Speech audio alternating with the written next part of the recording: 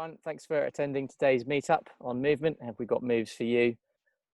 Surrey Health Collective is a not-for-profit organisation that hosts and provides monthly events, online support and resources to help empower people to make objective, non-biased decisions about health.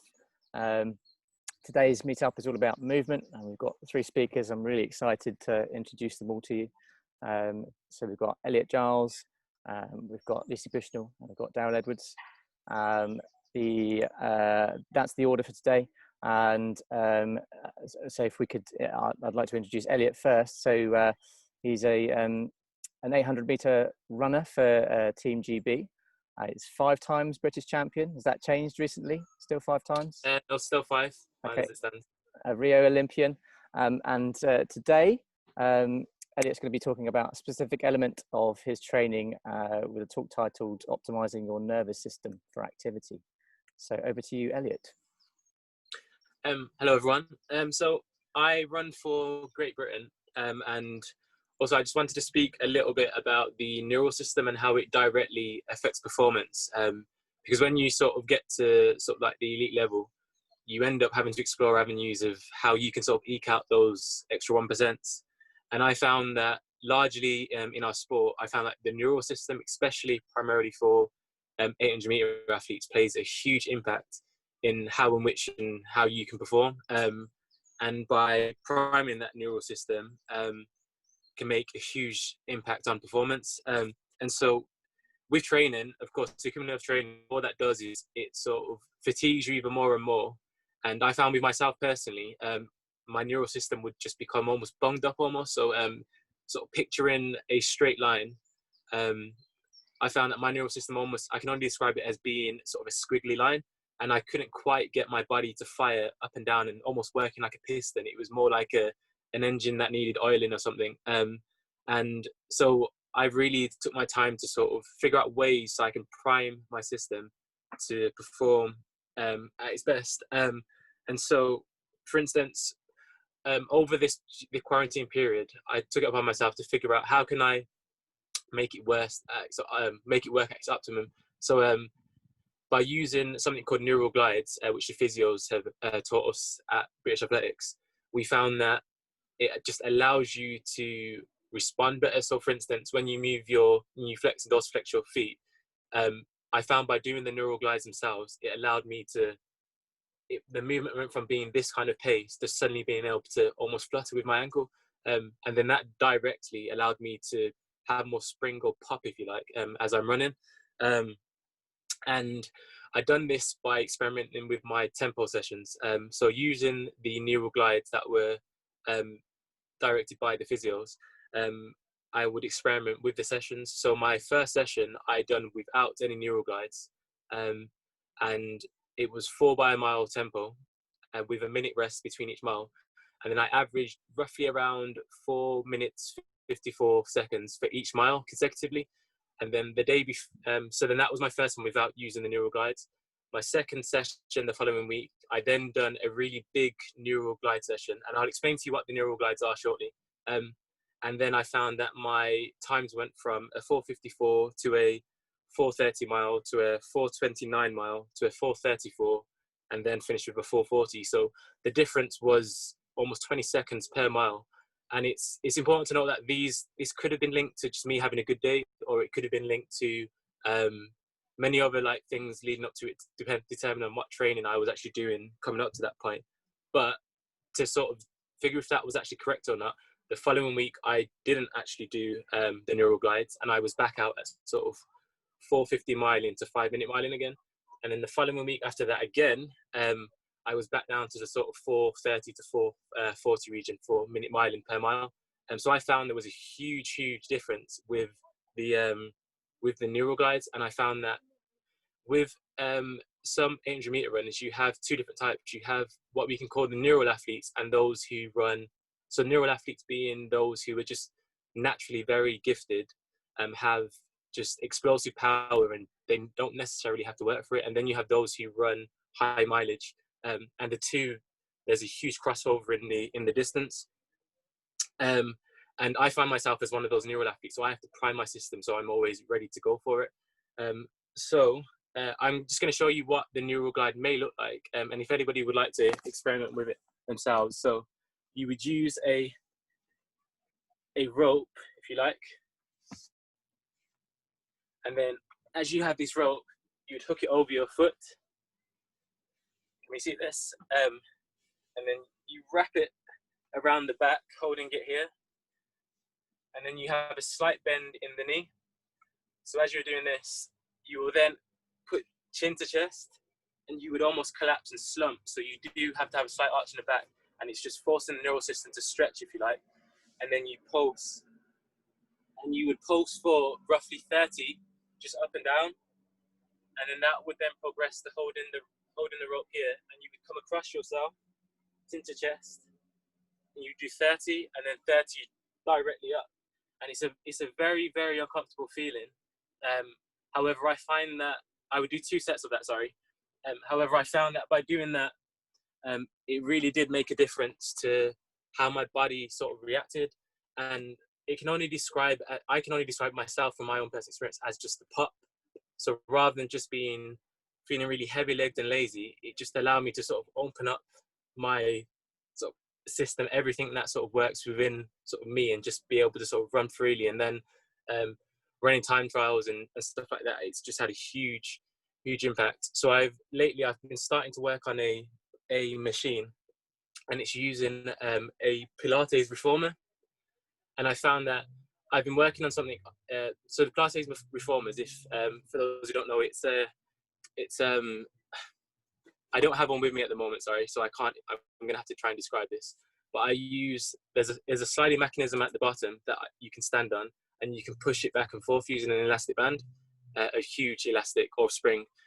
And by using that, you can stand on it. And sorry, long story short, I've been designing one that I'm trying to make portable that I can bring to races, to training, because the bigger reformer is just far too big.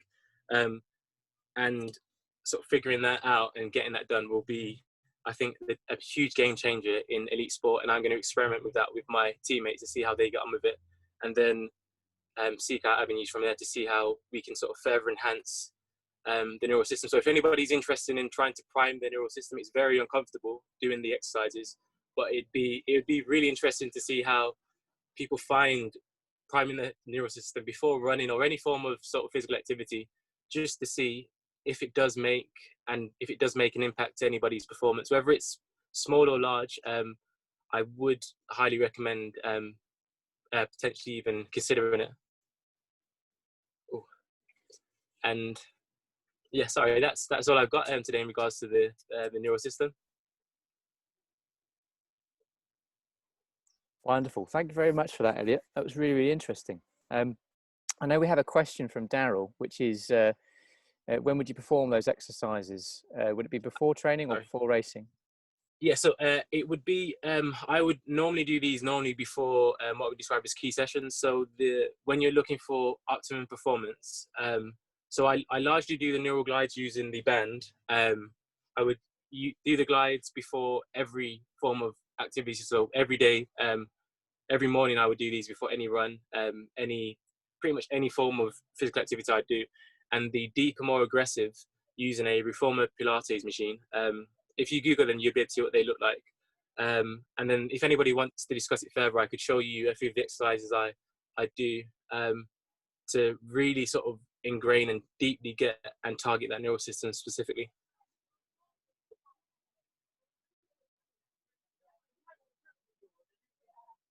Oh, sorry, Aaron, you're muted, I think.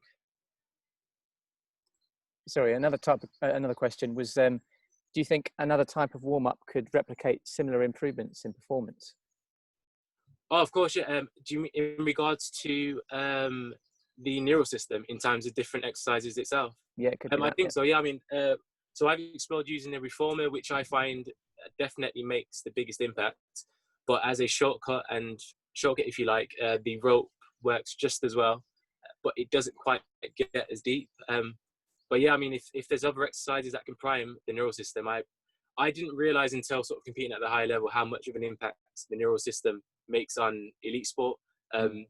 Because the difference between those 1%, I know that when I competed at the European Championships a few years ago, I don't know. I didn't use any neural assistances to see if they would enhance performance, and that could have been the difference. I crossed the line sort of chest on chest with second and third place, me and second and third, and we actually had the same time, 0.000 of a second, and it was awarded to the next person. Whereas I don't know what could have happened. Of course, it's if buts and maybes, but Yeah. possibly if I had primed my neural system far better, then that could have been the difference between third and second place, which at the European Championships is a huge thing. Okay. Do other runners use neural glides? Is that next question there? Yeah, it is. Yeah. Yeah, I think so. British Athletics, they advocate for pretty much all of their athletes to do neural glides. It's quite within the sort of our bubble, if you like. Everybody does it, but I do think it should be more widely known, and even just techniques or short videos of how to do these. So it's something that I think once I've designed the portable version, my plan is to put out like a blueprint of how you can make your own, if you like, so that if people want to explore in different ways of priming their neural system, that's potentially one way they could do it. Or potentially I would just potentially start making them myself, and then if people want to sort of buy them or make them themselves, however works best for them. Mm-hmm.